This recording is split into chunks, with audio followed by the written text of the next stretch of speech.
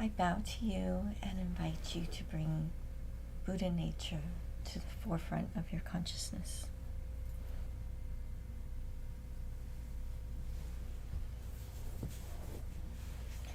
Today I want to talk about the system of awakening.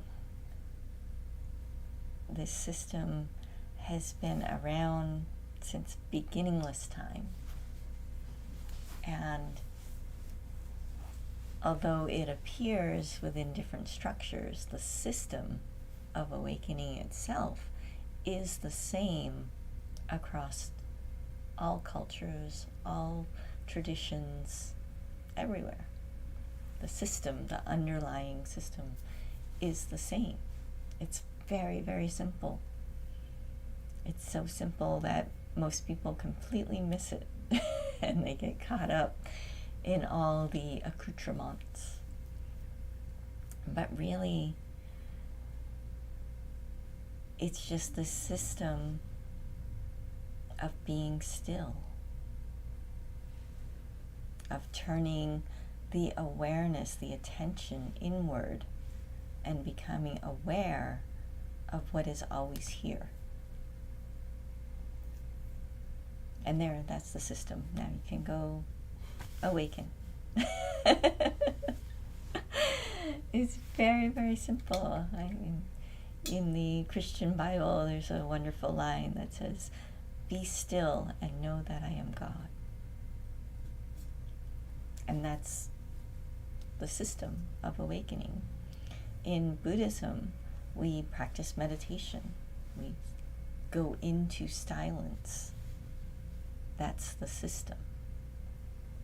Any of the yogic paths, it's touching in to that vast reservoir of awareness that's within, that silence, that stillness. That's the system. Any pathway that leads to awakening, even the shamanic traditions, it's about releasing the hold that this external world has on our attention and entering into that inner stillness. So it's a very simple system. But knowing the system isn't usually enough. If it was, everybody would be awakened. And the Buddha realized that life is suffering, and he made the determination, I want to know the truth. I don't want to just be placated. I want to really, really know the truth. He did all these different yogic paths and worked through those structures, but it didn't work. He didn't find the way until he finally made that determination of, I'm just going to sit here under the Bodhi tree, which wasn't called the Bodhi tree then. It was just a tree. Really pretty tree. And I'm just going to sit here until I figure this out, until I know truth. In other words, until I can enter fully into that stillness and recognize that which I am, that which we all are, that which is always present. And guess what? It worked. He finally cracked the system. It's not that he was innovative and developed the system. The system's been around for, as I said, millennia. It's always been the same system.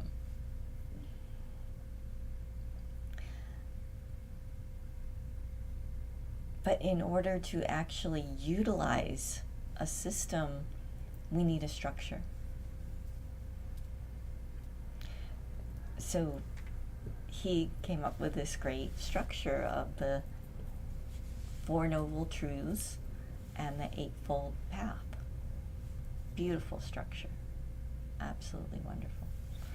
And it's one I encourage everyone to study and explore and see how it fits in to life as you know it.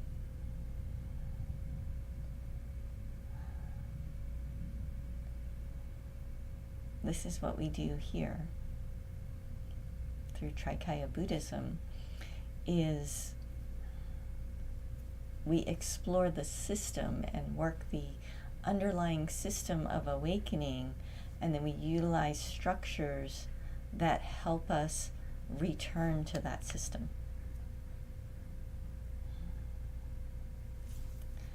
There are many beautiful systems, or many beautiful structures, I should say, many beautiful structures out there that have evolved to such a point where the underlying system of awakening has been buried, and it becomes very, very difficult to actually access, which is kind of ironic. But humans really like security and continuity and self-importance. We want to be someone. We're faced with that inner knowing that we are infinity, that we are this eternal, infinite awareness, and it's too much. And so we retreat back to our structures, and we rely on those structures to start supporting our self-image instead of supporting the system of awakening. It's a fatal flaw in many of the organized religions that have evolved over time. It doesn't make them any less valid if you actually work the system that's underlying the structures. Then all of the paths work. It really doesn't matter which one you follow, as long as you're actually following the system and not getting caught up and trapped by the structure.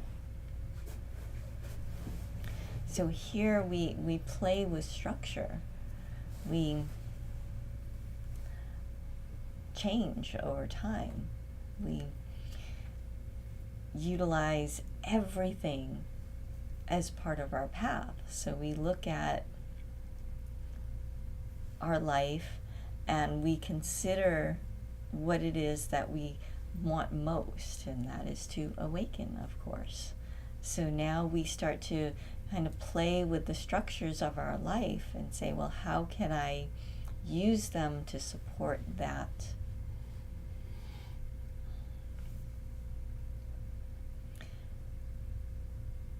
And if we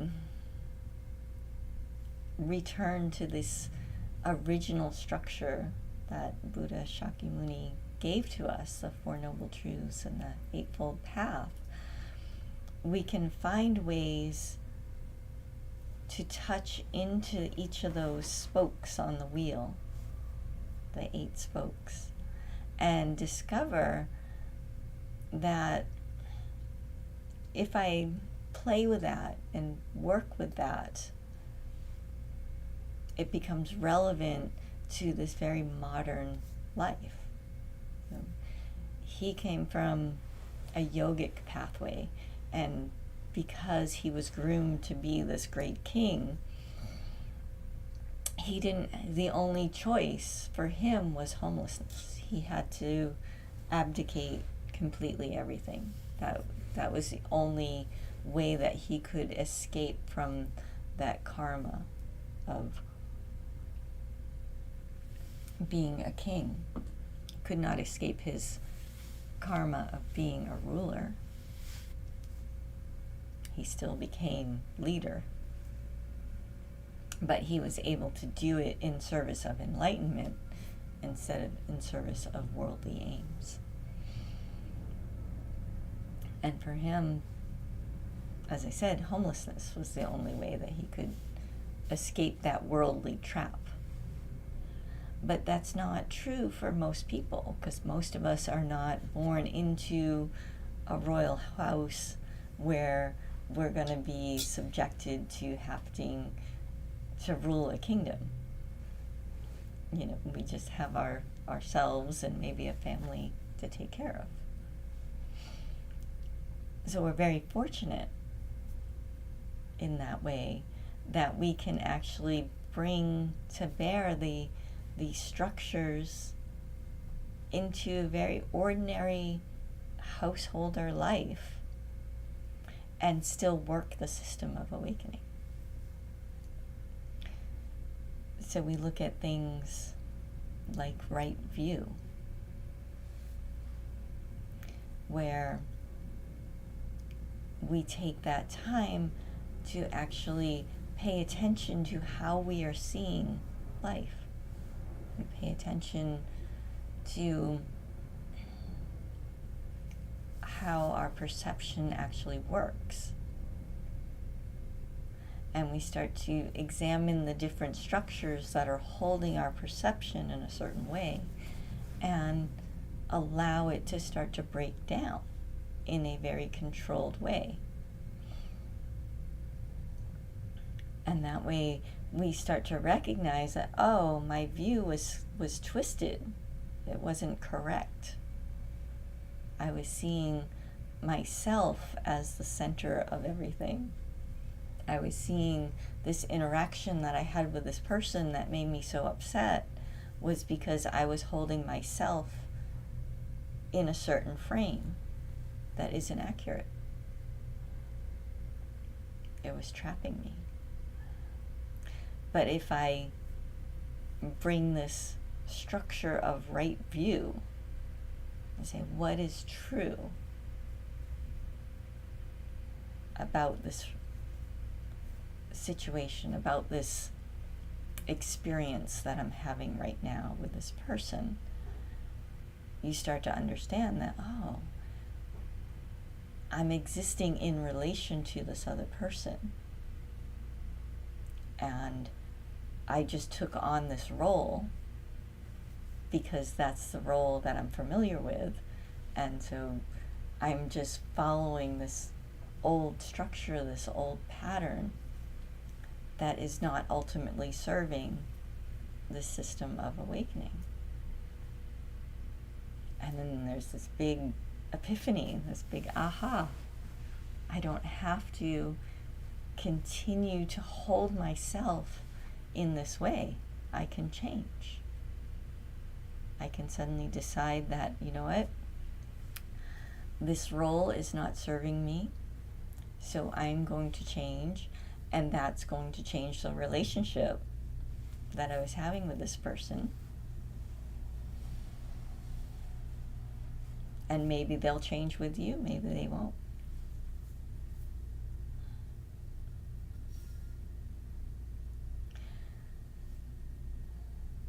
Being able to actually pull that off,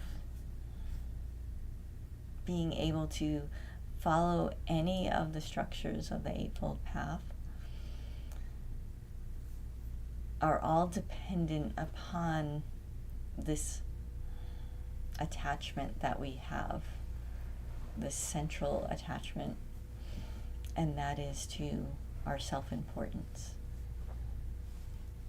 It's the most powerful trap, because in order to exist as a human, in order to interact with the physical world, we need the self. The self develops, the self is cultivated. We put a lot of work into making this body. We feed it every day, we exercise it, we let it rest, we watch it grow, we watch it mature, we watch it decay. And along with all the physical stuff, we have all the emotional growth and maturation that occurs. And then we have all the mental growth and maturation that occurs.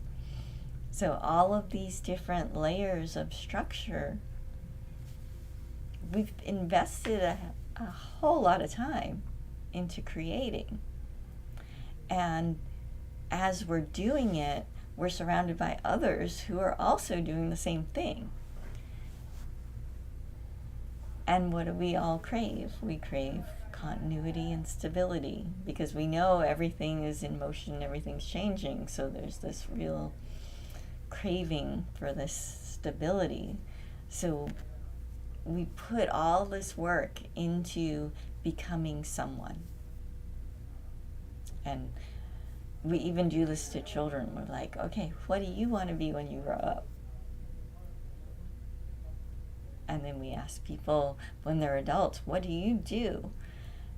And that question isn't really what do you do?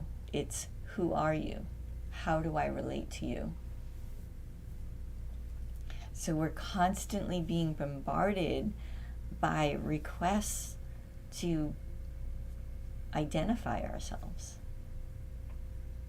To say, who are you? What box are you living in? So I can adjust and make myself comfortable, so we can have some stability and come to have some, in Hitchhiker's Guide to the Galaxy, they push the random generator button and go through all the different things, and then all of a sudden normalcy has been achieved. So every time we meet somebody, we go through all these very fast shifts and changes until we achieve normalcy. And I'm like, okay, now I can relate. I'm looking to relate to you. So let me see where I need to be, or who I need to be, how I need to be.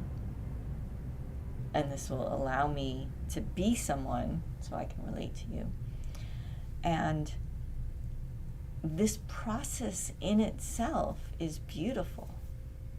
It's magical. It's this wonderful game that we play. The suffering comes from when we get attached to being one of those personas, one of those selves.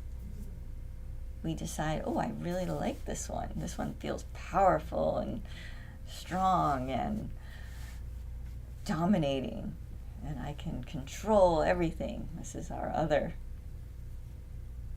thing that we crave, is this ability to control. That plays into our craving for stability. So we get attached to this sense of self. And we start to believe that we are someone. And not only do we start to believe that we are somebody, we start to believe that that somebody is important. That in order for all of this to work, I have to be this persona. I have to be this. And once we cross that line into that self-importance, then we start to defend. And all of our energy then starts to go towards defending this sense of self. And we completely forget about that underlying system of awakening. And instead we focus on all of the structures. And then we twist the structures from supporting this underlying system of awakening to instead supporting our sense of self-importance. And it leads us deeper and deeper into suffering and further away from awakening.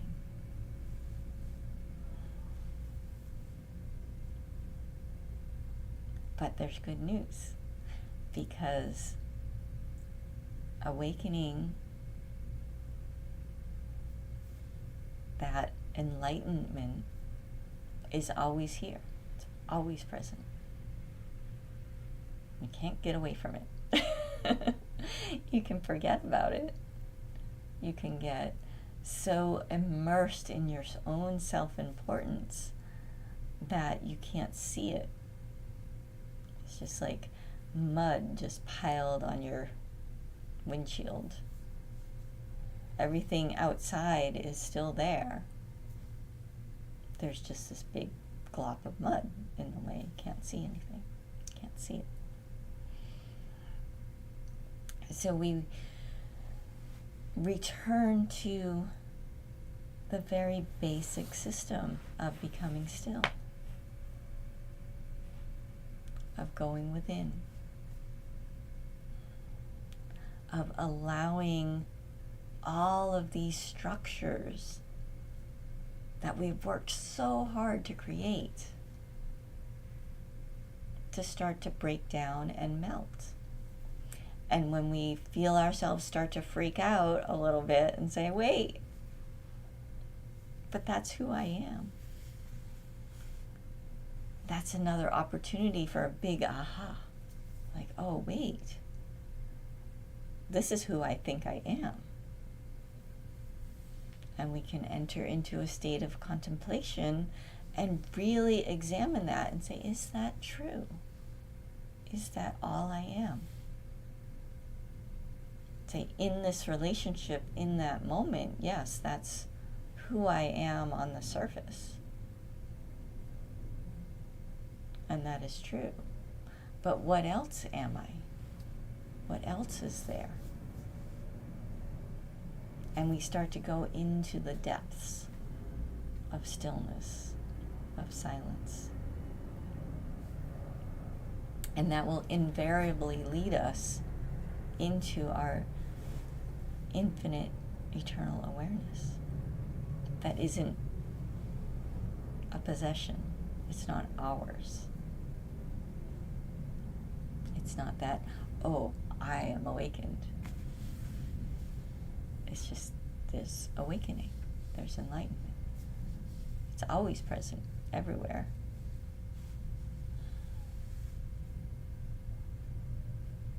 So as we practice, pay attention to when self-importance arises in your mind. Pay attention to how you start to defend your concept of self. Not so you can do battle, because that's just another trap, right? And say, oh, I'm not going to be that person. Rather recognize that, oh, I'm not that person. That is just one of the many selves that light is configuring into. And this can be very helpful when we get caught up in looking at our past selves. This is a popular pastime.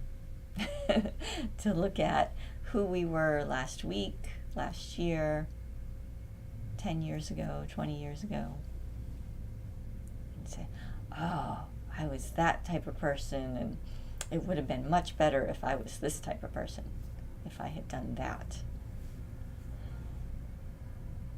And that little game that we play of regret is pure self-importance. It's completely based on that.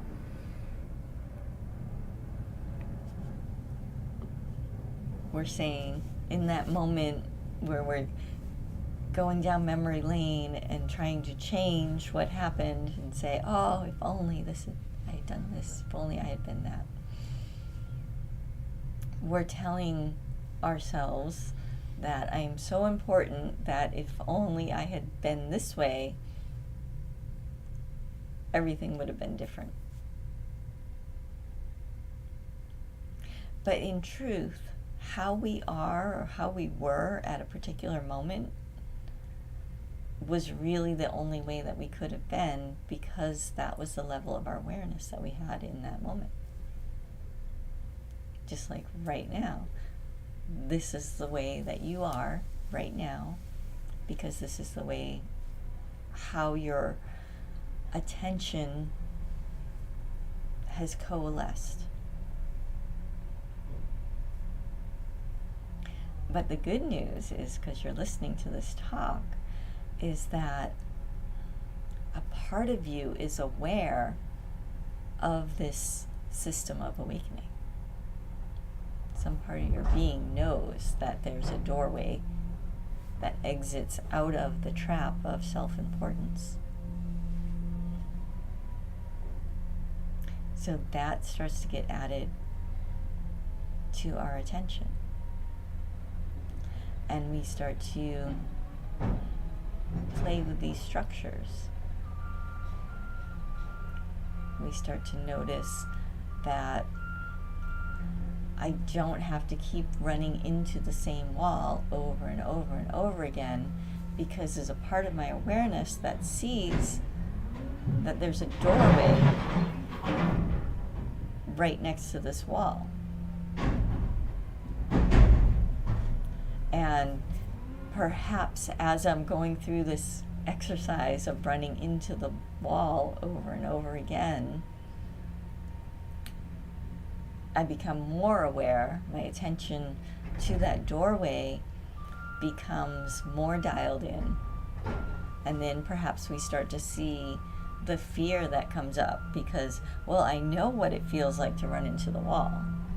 That's familiar and I've survived. So my body is telling me that it's okay to keep this level of suffering going because I've survived. But yet, because I enter into this stillness, this silence, my attention is movable. My awareness expands, and now I see the doorway, and now I feel and experience the fear that is associated with that doorway. And now all of a sudden I have a choice. I can go towards that doorway, or I can keep doing the same thing over and over again. And this is how we progress on the path, by working with the structures that we have. And the further we play with this, the further we examine this, we start to realize that our very being is just a structure. Now, I heard something earlier this week about electricity. Electricity just moves, and you can extrapolate that to mean energy. So the energy that is our very life force, the energy that is running through this planet, the electricity that's in the air, just moves. It just flows, and it continues to move until it hits resistance. And as soon as it hits resistance, it creates a pattern. So when the electricity is in the sky and there's clouds that start to gather and form, and the clouds hit together just the right way, there's that resistance, and then we see the lightning strike. This is what you are, this human form, this body-mind field of perception. You're a lightning strike. You are the resistance that electricity has hit.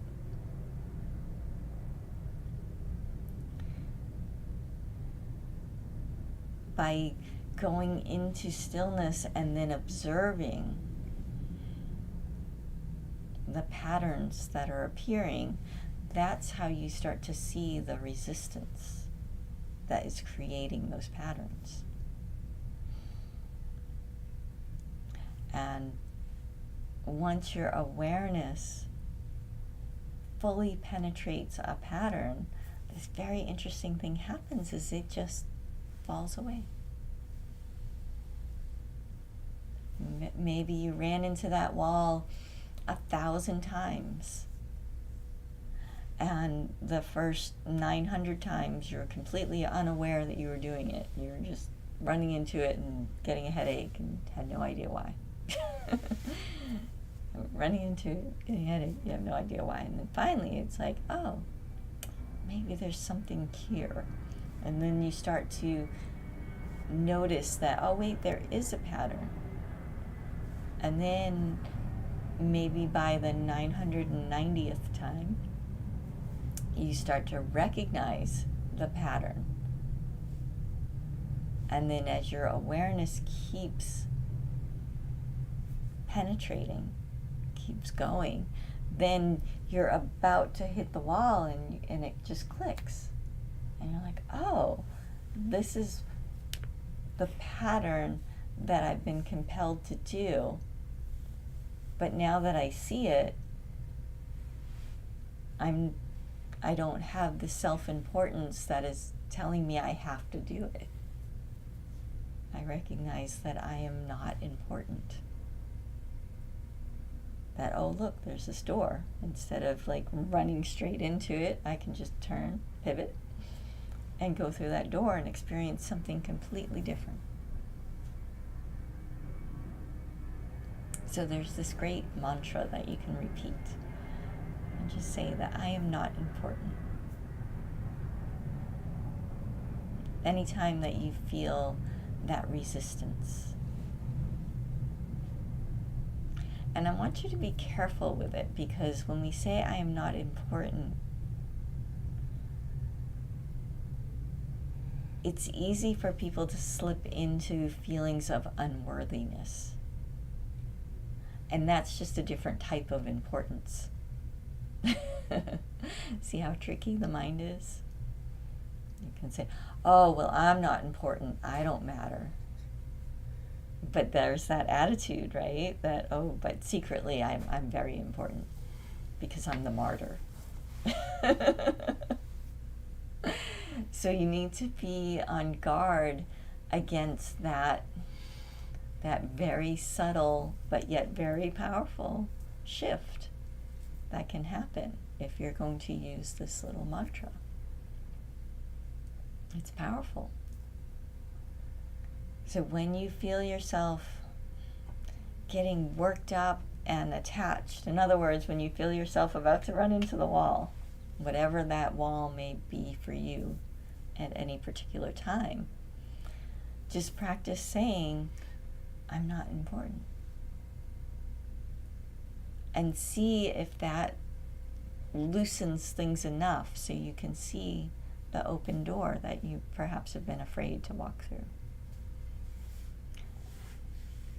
See if it loosens things up enough for you to have this experience of truly not being important.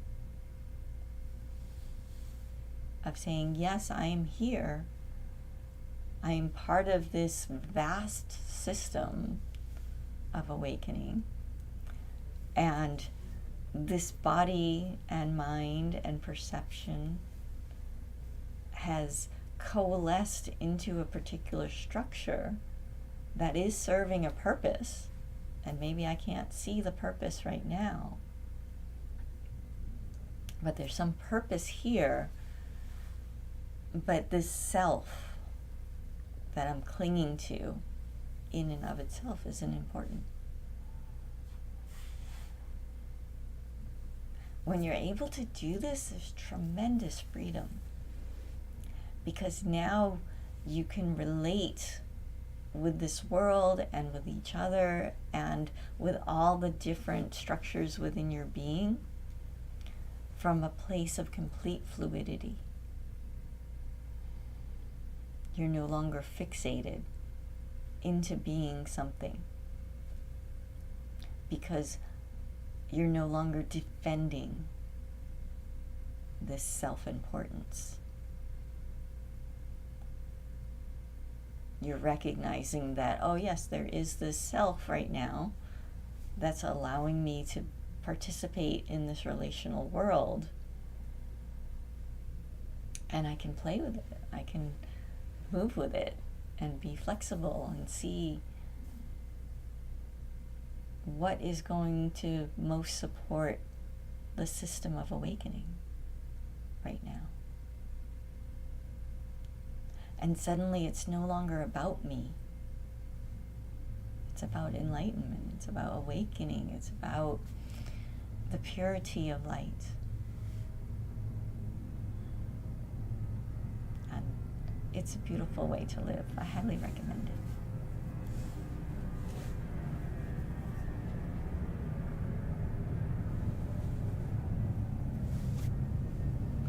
So let's meditate some more. If you're watching live on YouTube, there'll be some silence. It'll be a silent meditation for you. But if you're on Zoom or in person, we'll listen to some music and we'll focus on the 3 chakras. So we'll start at the navel center, and we'll move up to the heart, and then finally the 3rd eye. So allow your attention just to rest and enter into that stillness, that silence. We're not trying to make anything happen. We're just allowing light to completely unfold without resistance.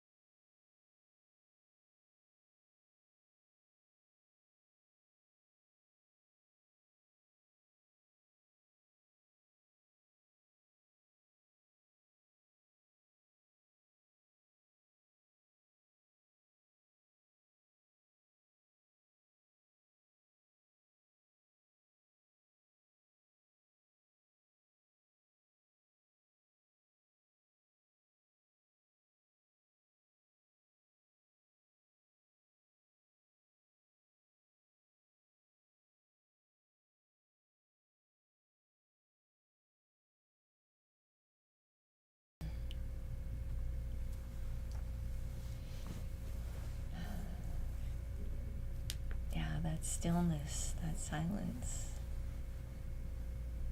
That's the system of awakening. And as I said at the beginning, that's the structures that we add on top of that are completely personal. It's completely up to you, and that's the challenge, right? Is you have to figure out what is it that's going to help you find your way back to that underlying system of awakening. That's the secret, if you will, of all paths, is discovering what structures will lead you home and allow you to let go of that self-importance and let go of everything and discover truth. So, thank you all for being here today.